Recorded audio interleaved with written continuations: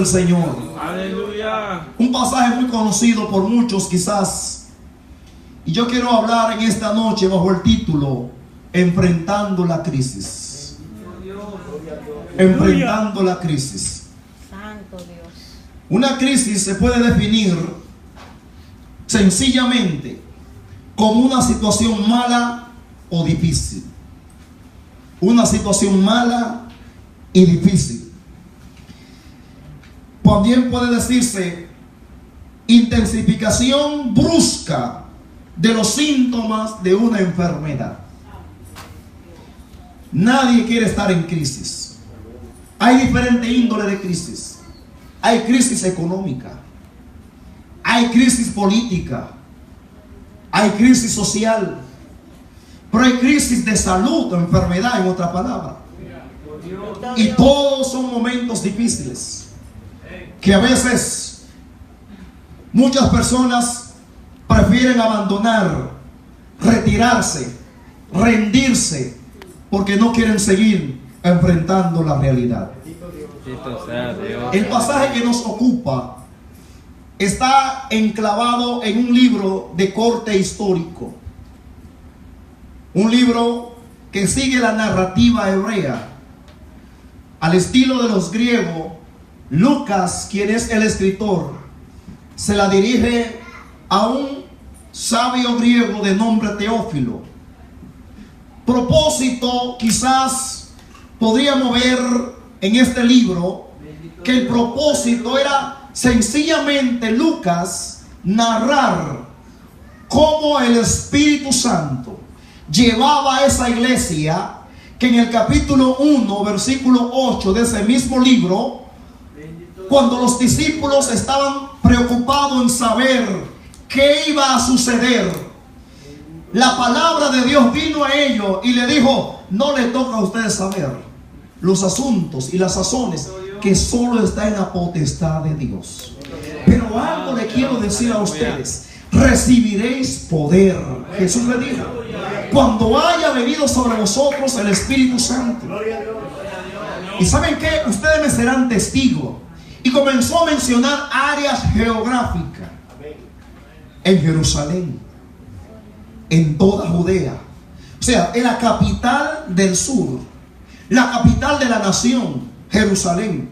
Pero la provincia donde estaba Jerusalén, Judea, pero se iba a alargar a la provincia aledaña, la provincia central, Samaria.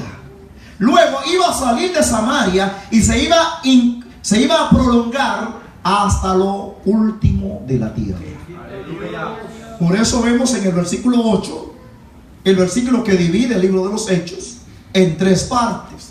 Y usted analiza el libro de los Hechos, que es un libro histórico, no es un libro de corte normativo ni doctrinal, sino más bien histórico, donde el escritor está sencillamente, el Espíritu Santo inspirándolo a escribir una historia, no para deleitar gente, no para entretener, sino más bien para anunciarle cómo la iglesia fue llevada a través de la geografía que el mismo Jesús dijo que iba a pasar. Con ese propósito, Lucas escribe, muy buen historiador, se cataloga uno de los mejores historiadores de la narrativa griega, siguiendo el orden de la narrativa hebrea. Gloria al nombre del Señor. ¿Sabe que la enseñanza bíblica se pueden catalogar en tres tipos? Enseñanza teológica, que sencillamente dice lo que la iglesia cree. ¿Qué nosotros creemos? Creemos en el bautismo en agua, creemos en la resurrección de los muertos, creemos en el arrebatamiento de la iglesia al cielo, creemos que Cristo vino y nació, se hizo carne, creemos en el nacimiento virginal de Jesús, creemos que Cristo murió y también resucitó y está sentado a la diestra del Padre. Creemos en los dones del Espíritu Santo, creemos en el hablar en lengua, creemos en la sanidad divina, creemos en la iglesia universal, creemos en que Dios habita en tres personas. Es un Dios trino. Eso es teología. La enseñanza bíblica de corte teológico, o sea, la doctrina bíblica, lo que ustedes le enseñan y nos enseñaron antes de bautizarnos, pero que se nos sigue amplificando en la escuela dominical, en los cultos, en los estudios bíblicos. Porque la finalidad es que conozcamos lo que la Biblia enseña, no para tener conocimiento sencillamente, sino para agradar mejor a Dios, para acercarnos mejor a ese Dios creador. Pero la Biblia tiene enseñanza de corte ético, que es cómo vive el cristiano con relación a las demás personas y con relación a Dios. Es ética cristiana. Pero también la Biblia nos enseña lo que es práctica y experiencia cristiana. O sea, ¿qué hace el cristiano en el día a día? En su cotidianidad, ¿qué hacemos como cristianos? ¿Cuál es nuestro comportamiento en la sociedad norteamericana, que es el caso que nos ocupa? O sea que la Biblia tiene tres tipos de enseñanza: de corte teológico, de corte ético y de corte práctico o experimental o experiencia. Alabado el libro de Dios, los Hechos, aleluya, aunque tiene corte teológico, pero básicamente nos está hablando de cómo la iglesia fue desarrollándose, su práctica, su experiencia a través de la historia, pero a través de la geografía. Alabado sea el nombre del Señor. Cuando vemos la narrativa hebrea, básicamente en la narrativa hebrea encontramos un narrador, quien narra la historia. En este caso es Lucas que está narrando. Pero en ella encontramos los personajes. Está el protagonista, está el antagonista, está el agonista. El protagonista siempre será Dios. Siempre es Dios que lleva el papel protagónico, no soy yo. Porque hay gente cuando dan su testimonio, ellos son los protagonistas y se le olvida que fue Dios que obró. No, porque yo cuando ayuné, lloré, cuando levanté mi mano, cuando di ese mensaje, mira, cantidad de vidas pasaron, pero se me olvidó que quien es el protagonista es Dios, quien toca las vidas. Es el Espíritu Santo que convence de pecado, de justicia y de juicio. Que no por la elocuencia de mis palabras, no por mi rebumbante verbo, sino porque el Espíritu Santo convence. Alabado sea Dios. Se me olvida a veces que el protagonista es Dios, no soy yo. ¿Saben qué papel jugamos nosotros? Lo voy a mencionar ahora. Segundo, tenemos el antagonista. El antagonista es el enemigo, el diablo, que el Señor lo reprenda, y los enemigos del pueblo de Dios son los antagonistas. Juegan el papel antagónico, los que se oponen. Pero ¿sabe quiénes somos nosotros? Los agonistas, que de ahí viene la palabra agonizar. Somos los que estamos agonizando, los que estamos en medio del problema, enfrentando la crisis, lo que a veces nos da deseo de irnos, lo que a veces caemos en el camino porque no tenemos fuerza, lo que a veces tenemos que clamar: Señor, ayúdame. Lo que a veces determinamos irnos de la iglesia y volver al mundo porque la agonía fue fuerte, tan fuerte que no pensamos que el protagonista no nos iba a ayudar. Bendito sea Dios. Pero recuerde, Dios es el protagonista. Él no lo va a dejar caer. Alabado sea el nombre del Señor para siempre. Por eso cuando Pablo le dice a Timoteo: he peleado la buena batalla. La palabra batalla en griego es agona. En otras palabras, es una agonía. Pero ¿sabe qué? Pablo no se fue. Dice: pero he guardado la fe. En medio de la agonía yo guardo la fe, porque yo sé que el protagonista me va a sacar a camino. Bendito sea Dios, aleluya. La trama tiene su parte introductoria, tiene la parte del clímax, el desenlace final, y siempre termina diciendo que Dios ganó y siempre Dios va a ganar.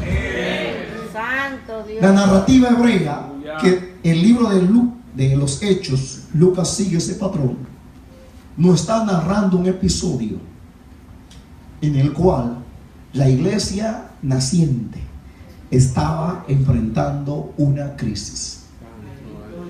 Mire, hermano, la crisis puede tener dos perspectivas, o dos puntos de vista, o dos puntos de ataque. Cuando la crisis es de afuera hacia la iglesia, eso une a la iglesia, produce hermandad, compañerismo. Venimos a orar juntos, a estudiar la Biblia, porque la iglesia está siendo atacada. Dios, aleluya. Hay crisis. Pero cuando la crisis se produce adentro de la iglesia, divide la iglesia, digrega a los hermanos, Aleluya. separa a los hermanos, se producen enemistades, Alabado. divisiones, y el diablo gana terreno cuando la crisis se produce aquí adentro. En este caso, vamos a ver el caso de una crisis que se produjo de afuera. ¿Qué pasó con la iglesia cuando la crisis se produjo desde afuera? Este capítulo entero trata eso. No es que le voy a explicar el capítulo entero, no es mi intención, sino quise tomar estos versículos como los versículos clave de este pasaje. Por ejemplo, el versículo 3, el 29, el 11, el 12, el 30, el 20, debo decir, el 31, son los versículos clave, porque la palabra clave ahí es persecución, es crisis. Alabado Hoy sea nosotros Dios. Aleluya. estamos viviendo un siglo XXI, que de repente decimos, esa historia pasó como unos 2000 años atrás. ¿Qué tiene que ver conmigo hoy por hoy que se predique ese capítulo 4 del libro de los Hechos? Si yo no estaba ahí, si yo no sé a ciencia cierta qué realmente pasó, sencillamente leo una porción y quizás es la primera vez que usted escuchó esta porción. ¿Para qué predicar esto? ¿Qué yo puedo aprender de esto? Ya dijimos que el propósito fundamental de Lucas era mostrar cómo el Espíritu Santo iba llevando la iglesia a través de la geografía, pero también a través de la historia. Esa iglesia que nació en el Calvario, que Cristo dijo que ni la puerta del infierno prevalecerán contra la iglesia. Cómo el Espíritu Santo fue llevando esa iglesia. Y de una forma rápida, usted puede dividir el libro de los Hechos en 3 porciones especiales. Porción número 1, capítulo 1 al 7, es el avance de la iglesia en Jerusalén y en Judea. Capítulo 8 al 10 es el avance de la iglesia en Samaria. Capítulo 11 se puede ver un periodo de transición del 11 al 12, pero del 12 específicamente comienza el avance de la iglesia hasta los confines de la tierra. ¿Saben que nosotros pertenecemos a los confines de la tierra? Porque fue allá en Palestina que se dio esa palabra. La palabra ha llegado hasta nosotros, o sea que formamos parte de los confines de la tierra. Alabado Dios. Los apóstoles habían predicado y habían enseñado sobre ese Jesús que los fariseos habían matado, como aquí el pasaje nos enseña. Pero se presenta un problema. El problema era el siguiente: que Pedro con Juan habían llegado a la puerta de un templo, el templo de Jerusalén. Había una puerta llamada la puerta la hermosa, donde había un cojo que siempre se sentaba a pedir limosna. Ustedes que conocen la historia, el relato, saben que el cojo miró a Pedro y a Juan esperando de ellos algo, una monedita de plata. Y más cuando Pedro le dice, míralo fijamente, Dios, ya hice mi agosto acá, Bendito Dios. ya conseguí mi plata. Pero tristeza, no tenemos plata ni oro. ¿Y para qué me dice, mírame fijamente? Pero algo, lo que tenemos te damos. Y usted conoce la historia. En el nombre de Jesús, levántate y anda. Al instante el cojo se levantó. Y no solamente se levantó, comenzó a glorificar a Dios, comenzó a exaltar a Dios. Alabado sea el nombre del Señor. Porque alabamos por lo que Dios hace, pero adoramos por lo que Él es. Por eso en esta hora yo le alabo, hermano, porque Él ha hecho muchas cosas en mi vida. Pero parece que eso no le gustó a las autoridades, y ellos arrestaron a Pedro y a Juan, lo llevaron al concilio. Mire, posibles respuestas de los apóstoles frente a esa crisis. ¿Cuál podía ser la respuesta de ellos cuando lo llevaron al concilio? Probablemente ellos podían decir, bueno, porque las autoridades lo tomaron y le amenazaron, lo golpearon, le dijeron, lo vamos a soltar, pero mire, no hablen más en ese nombre. Bendito Dios. Callen eso. Dejen de hablar más de Jesús. Bendito sea Dios, aleluya. Ellos lo miraron fijamente, le dijeron, si ustedes quieren, no nos saquen de acá, porque no callaremos. Y ellos le preguntan, mira, ¿bajo qué autoridad?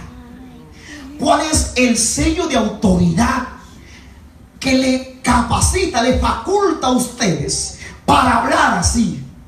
Y ellos no demoraron en contestar en el versículo 12. Oigan, quiero que ustedes sepan que ese Jesús que ustedes mataron crucificándolo, esa es la piedra angular. ¿Qué era la piedra angular? Era la piedra que cuando se iba a construir, se llevaban esas piedras que se ponían en los ángulos. Es como llamar el replanteo de una casa, aquellos que construyen. Los cimientos de una casa. Que si el cimiento está torcido, las paredes subirán torcidas. La piedra angular era que le daba la plomada a las paredes, que las paredes se iban a regir por esa piedra angular. Y Pedro le dice, Jesucristo es la piedra angular, la cual ustedes mataron, llevándolo. Pilato y los gentiles lo crucificaron.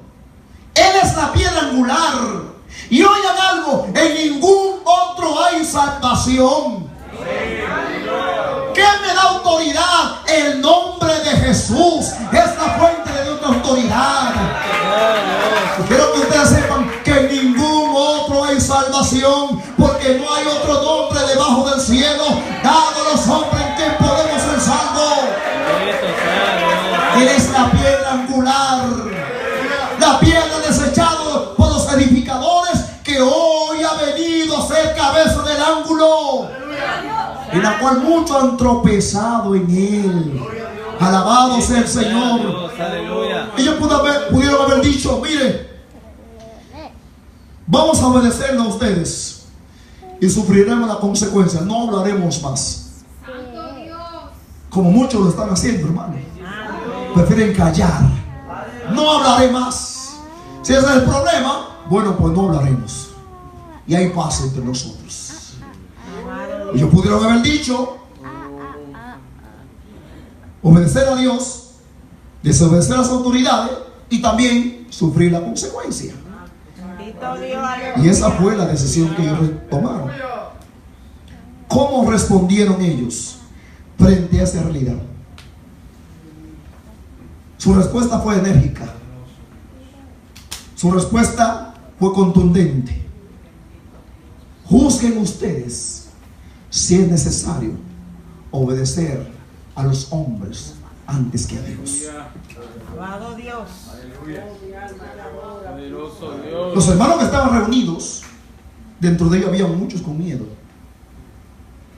Había muchos temerosos, algunos preocupados, porque cuando hay crisis se produce miedo, se produce preocupación, pero también se produce que otros hermanos toman valor y confianza para acercarse a Dios en oración y ver que la Biblia enseña. El libro de los Hechos es como un manual para nosotros ver cómo actuaban los primeros cristianos, cómo el Espíritu Santo llevaba a la iglesia y cuál era el comportar, era la experiencia de esos creyentes. Por eso le dije al principio que en la enseñanza bíblica vamos a encontrar teología, que es lo que creemos. Encontraremos ética, es nuestra vivencia, cómo vivimos, pero encontraremos experiencia y práctica. Cómo vivimos frente a esta sociedad. ¿Cuál es la práctica nuestra? Y es lo que estamos viendo en el libro de los Hechos. ¿Cuál era la práctica? ¿Cómo respondieron los apóstoles? ¿Cómo respondió la iglesia en el momento de crisis? ¿Cómo respondemos cuando hay crisis en la iglesia? Cuando hay crisis en el ministerio, cuando hay crisis en mi casa como creyente, ¿cuál es mi respuesta? Bendito sea Gloria a Dios, Dios. aleluya. Todos enfrentamos crisis. Bendito Pero, Dios. ¿cuál es la respuesta que estamos dando frente a esa crisis? Santo Dios. ¿Cómo nos comportamos? ¿Maldecimos de Dios? El deseo de las autoridades era: maldigan, no hablen más en ese nombre Jesús, renieguen de Él y lo dejaremos en paz. Alabado Dios. Frente a la crisis, ¿cuál es tu respuesta? ¿Renegar de Dios? ¿Tú te olvidaste de mí?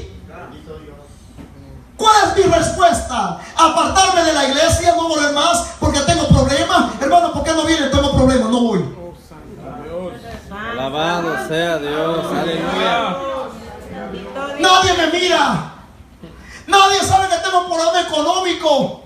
Y voy a la iglesia y nadie me hace caso. ¿Cuál es mi respuesta frente a la crisis? Bendito sea Dios. Nadie me da una mano amiga. Y dice que somos hermanos. Y dice que está el amor de Dios. Pues no vuelvo más. No somos ningunos hermanos. Te encuentras mucho en la calle, sí, hermanos, diciendo eso. Estaba en la iglesia y supuestamente éramos disque hermanos y nadie me hizo caso. ¿Cómo respondemos frente a la crisis? ¿Cómo como iglesia respondemos cuando hay un vecindario que se opone a la predicación nuestra? Cuando hay unos vecinos que quieren que la iglesia cierre su puerta. Usted sabe que hay gente que anhela que esta iglesia la cierre. Bendito Dios. El diablo y muchas personas anhelarían que cerremos esta puerta y se ponga otro tipo de cosa, se ponga un negocio, se ponga cualquier cosa menos una iglesia. Hay lugares, hermanos, que la gente bajo la unción del diablo, permítame decir la unción del diablo porque no es otra, se confederan en contra de la iglesia de Jesucristo. Pero déjame decirle algo, que ni la puerta del infierno prevalecerán contra una iglesia unida en oración. Contra una iglesia que conoce la autoridad de quien nos ha facultado. No estamos aquí por amor al arte. No estamos aquí para llenar un espacio. Estamos aquí bajo la autoridad del nombre de Jesús. Y fue la respuesta de los apóstoles.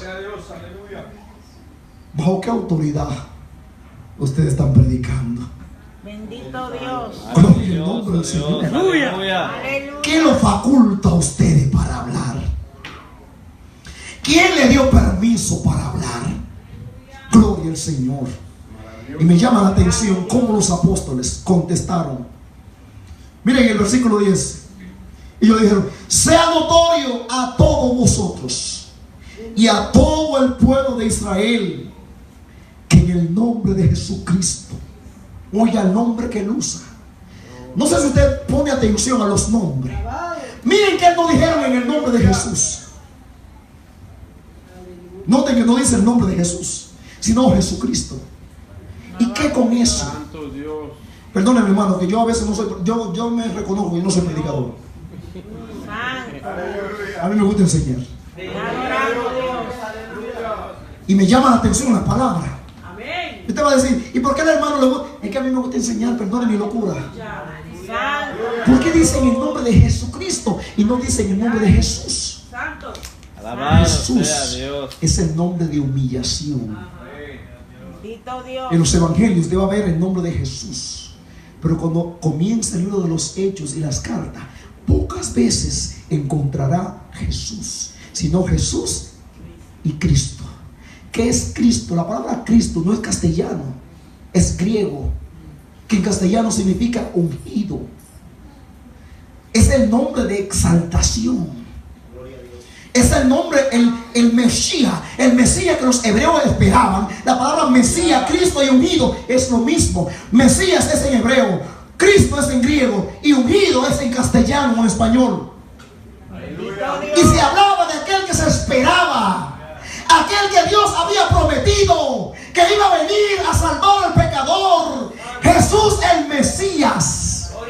Ellos usan en el nombre de Jesús el Mesías Alabado. para los hebreos, Bendito sea Dios. para los griegos en el nombre de Jesucristo, para nosotros de habla castellana, en el nombre de Jesús el ungido de Nazaret, y le da el lugar donde se crió.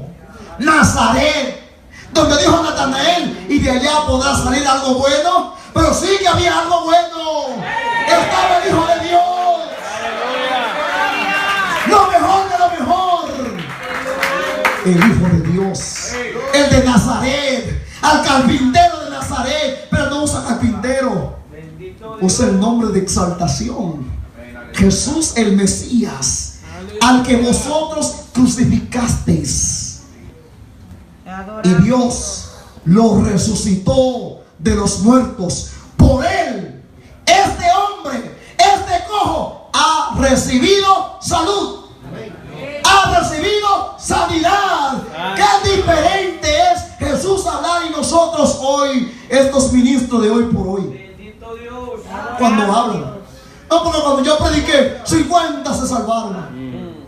Cuando yo hablé, eso era un estruendo. Los apóstoles se sacaron a ellos en el nombre de Jesús de Nazaret.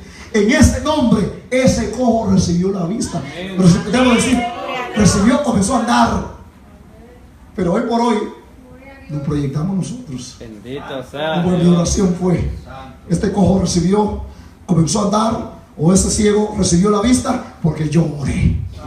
Pero como ellos fueron y dijeron claro, en el nombre de quién? De Jesús, el Cristo, el de Nazaret. Por si acaso se lo había olvidado. El de Nazaret, en el nombre de él, al que ustedes mataron, en el nombre de él, ese cojo comenzó a andar, recibió el milagro. Este es la piedra angular, reprobada por vosotros los edificadores. ¿Quiénes eran esos edificadores? Alabado Dios. La nación de Israel, los líderes religiosos, los que habían dado formación y mala formación a la nación de Israel. Una formación totalmente divorciada de la verdad de Dios. Ustedes, los edificadores. Pero ¿qué ha pasado? Que esta piedra angular que ustedes rechazaron es puesta como cabeza del ángulo. Y algo más: en ningún otro hay salvación. Me gusta la versión antigua que dice: en ningún otro hay salud, que es la palabra sotería, que eso habla de salud integral, que eso es salud del cuerpo, del alma y del espíritu. Porque cuando uno se convierte a Cristo, hermano, recibimos salud del alma, salud del espíritu, salud del cuerpo, salud integral. Gloria a Dios para siempre. Dios obra completamente. Recibió salud porque ese cojo físicamente estaba atrofiado. Emocionalmente tenía problemas, estaba cojo. Pero espiritualmente estaba atado. Para llegar Cristo, llegó salud en su alma, que es lo primero que Dios quiere: sanar el alma. Es lo primero que Dios quiere: salvar tu alma. Alabado Dios. Después salud espiritual, para que haya comunión. ¿Y por qué en las tres áreas? Porque el alma es el yo del ser humano. Ahí está el asiento de las emociones. El intelecto, la voluntad está ahí. Y Dios quiere que tu intelecto esté sano en esta hora. Dios quiere que tus emociones estén sanas. Pero Dios quiere que tu voluntad esté sana. El espíritu, en el espíritu radican tres cosas. La comunión. Cuando un hombre está sin Cristo, no tiene comunión con Dios. Bendito sea. No hay comunicación. En el espíritu se restaura la comunión.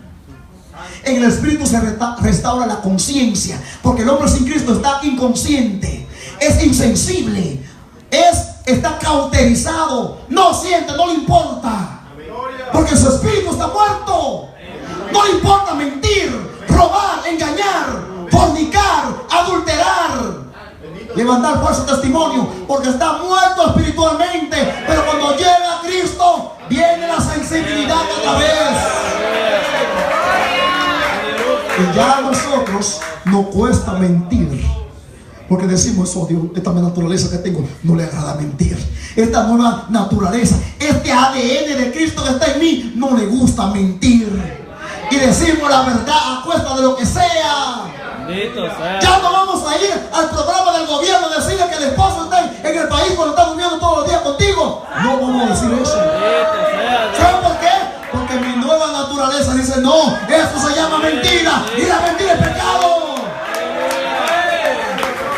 El espíritu revive, la Maravilloso. conciencia revive, pero también se restaura la intuición. ¿Qué es la intuición? Es el área donde Dios nos habla en circuito cerrado.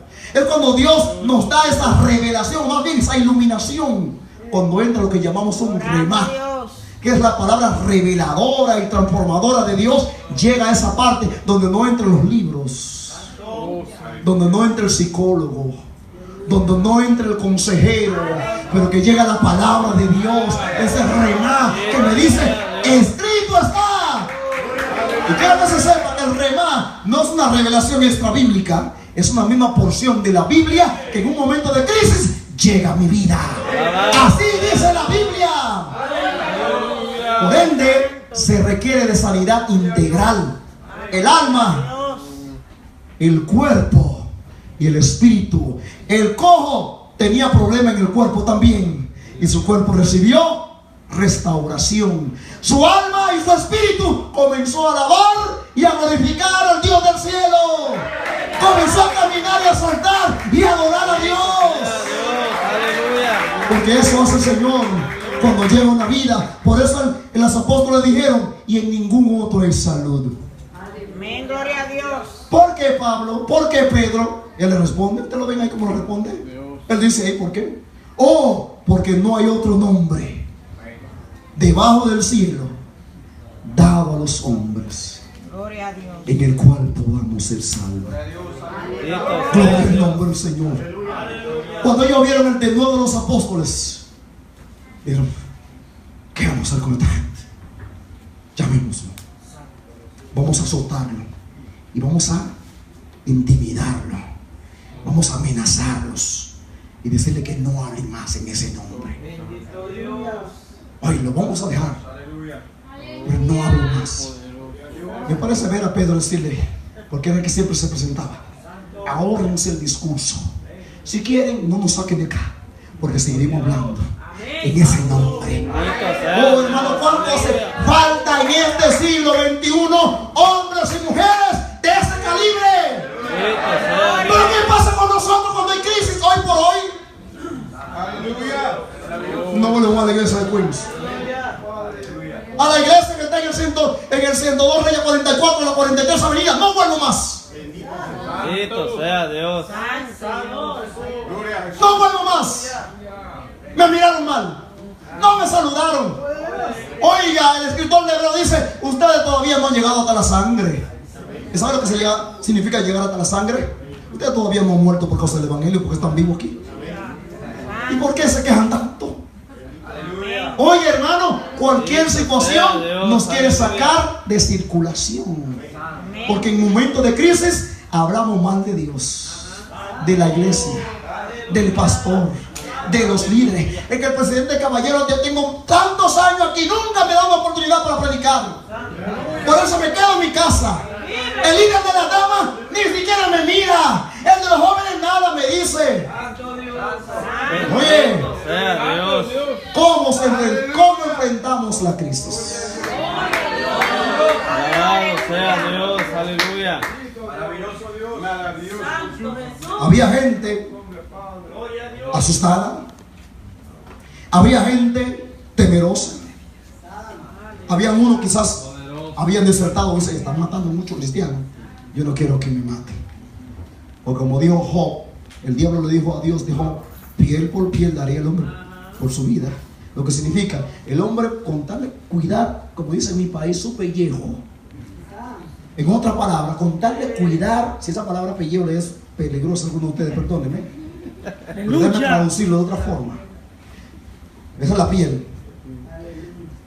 Piel por piel daría el hombre por su vida. En otra palabra, con tal de salvar mi vida, yo hago lo que sea. Usted no ha visto gente con tal de salvar su reputación, hasta mienten, son deshonestos, son infieles, aceptan propuestas indecentes, con tal quizás de que le den unos dolaritos. Piel por piel daría el hombre por su vida. Pero el que es fiel a Dios, no me importa que me maten, ahórrense el discurso, no callaremos. Juzguen ustedes si es menester obedecer a los hombres antes que a Dios.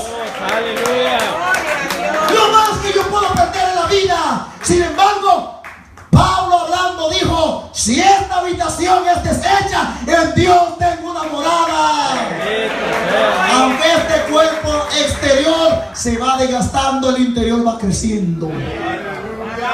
Y yo anhelo ser vestido de esa morada eterna, hablando del cuerpo transformado que los creyentes tendremos en la eternidad. Alabado sea Dios. Santo Dios, aleluya. Los apóstoles, frente a la crisis, ¿cuál fue su actuación? ¿Cuál fue su actitud? ¿Cómo respondieron? Mire la oración que yo hice. Aleluya. Y yo salto ahora a los versículos 24. Bendito Dios. Oramos Dios. Su respuesta fue la siguiente: Maravilloso Dios. dejaron de mirar la circunstancia. Por eso el problema a veces que nos concentramos mirando la circunstancia. Bendito Dios. Mire ese cáncer ahí, Dios. Ayúde ese cáncer, mi cáncer, lo hacemos de nosotros. Mi enfermedad. Señor, mira mi enfermedad. Se adueñó de ella. Y nos concentramos en la circunstancia. Mira esto, Señor. Mira mi problema. Hermano, pero no es mi problema. Bueno, Dios no quiere que sea tuyo. Tú te adueñaste de él. Yo le digo mejor: Dios, mira ese problema. Mira esa enfermedad. Mira ese cáncer. Mira esa situación. Los apóstoles no se concentraron en la circunstancia, sino que primero miraron hacia arriba. Mirar hacia arriba, donde está ¿quién? Dios. Sacaron la mirada de la circunstancia. Frente a la crisis, mis amados, lo primero que hay que hacer es sacar la mirada de la circunstancia. Cuando Pedro vio a Jesús caminar sobre el mar, Jesús le dio paso para acá. Maestro, si eres el Hijo de Dios, haz que yo camine. Ven, Pedro. Él comenzó a caminar, pero la Biblia dice que él sacó la mirada de Jesús y la concentró en el mar, en los vientos, y al instante comenzó a hundirse. Te adoramos, Dios. Pero ahora tenemos a un Pedro, hermana Patricia, que ahora tiene experiencia. Ahora él no miró la circunstancia. ¿Sabe lo que él hizo? Miró hacia arriba. Miró hacia arriba y afirmó el poder de Dios. Mire, hermano, para mí una de las oraciones más poderosas se encuentra en estos versículos. Versículo 24 hasta el versículo 26. Te adoramos, Dios. Soberano Dios. Oiga, afirmó el poder de Dios. Soberano, un soberano. La palabra soberano es un término griego que significa el dueño absoluto, el potentado, el Gloria a Dios. dueño de todo control, el que domina sobre todo lo creado. Soberano, y usa otro término, título jerárquico. Soberano Señor, son dos títulos. La palabra griega Kyrios, que significa amo y dueño también. Soberano Señor. Afirma el poder absoluto de Dios. En otras palabras, no hay grande como tú. No hay grande como nuestro Dios. No hay ninguno. Tú eres dueño absoluto. Y esta circunstancia debe saber que hay un soberano que está mirando sobre nosotros. Gloria a Dios. Aleluya. ¿Por qué en medio de nuestras crisis no miramos al soberano? ¿Qué más grande que la crisis? ¿Qué más grande que la circunstancia? El que impone su voluntad absoluta sobre los demás. Oye, hermano, todo obedece a la voz y al plan estratégico del soberano Dios. Lo que pasa en tu vida como cristiano, mi vida como cristiano, entendamos: Dios está en control. Dios no se ha olvidado de nosotros. Todo lo que pasa en mi vida, Dios está en absoluto control. ¿Por qué nos amedrentamos tanto? ¿No es que no lo hemos conocido como soberano? Santo Dios. Debe decirle otra vez lo que significa soberano. El que impone su voluntad sobre los demás. Pero no de una forma, en el caso de Dios, de una forma, digamos, despótica. De una forma abusiva, de una forma manipuladora, sino Él es el creador de todo lo que existe, sea trono, dominio, potestades, gobernadores en el cielo, en la tierra y debajo de la tierra. Su poder es absoluto. Él gobierna sobre todo. Él es la causa, no causada. Él es que origina todas las cosas. Él no tiene que rendirle cuenta a nadie. Porque ¿quién instruyó la mente de Dios? Bendito sea Dios, aleluya. ¿Quién le dio a Él primero para ser retribuido? Porque por Él y para Él son todas las cosas. Sea trono, sea dominio, sea principado, todo fue creado por Él y para Él. Él es absoluto de tu vida, hermano y amigo. Él es el dueño de tu vida. Él te dio vida y a mí también. Soberano, soberano Dios. Dice creador, reconoce la autoridad de Dios. Tú eres el creador. Afirmaron el hecho de que Dios creó todo. Y por esa razón su poder se extiende sobre todas las cosas, las personas y también las circunstancias. Alabado Dios. Oye, hermano, servir a un Dios así es para que nosotros estemos saltando de alegría esta noche. Servir a un Dios que su alcance es de esa magnitud es para que nosotros estemos dándole gloria y estemos postrados ante Él en esta hora, adorándole.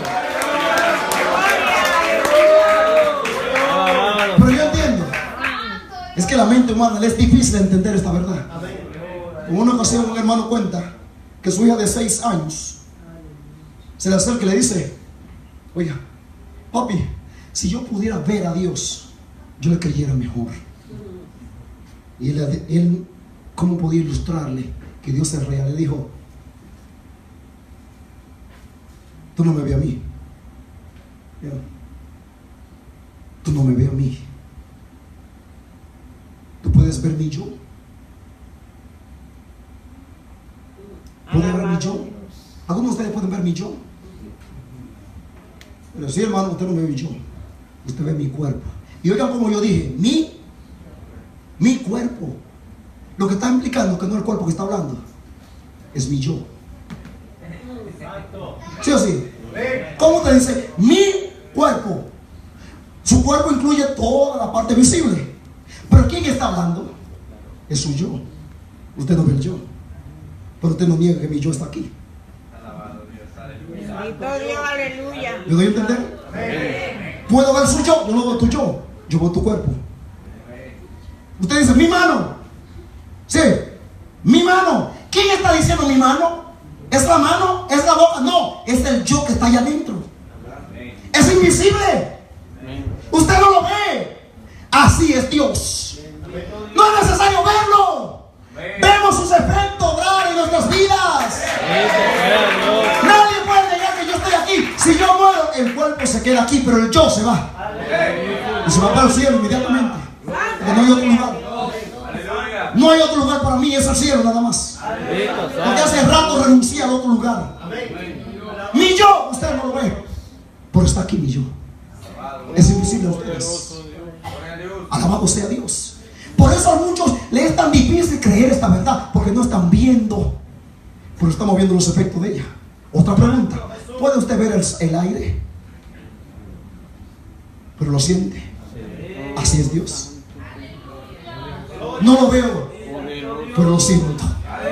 Lo percibo en su creación, en mi vida.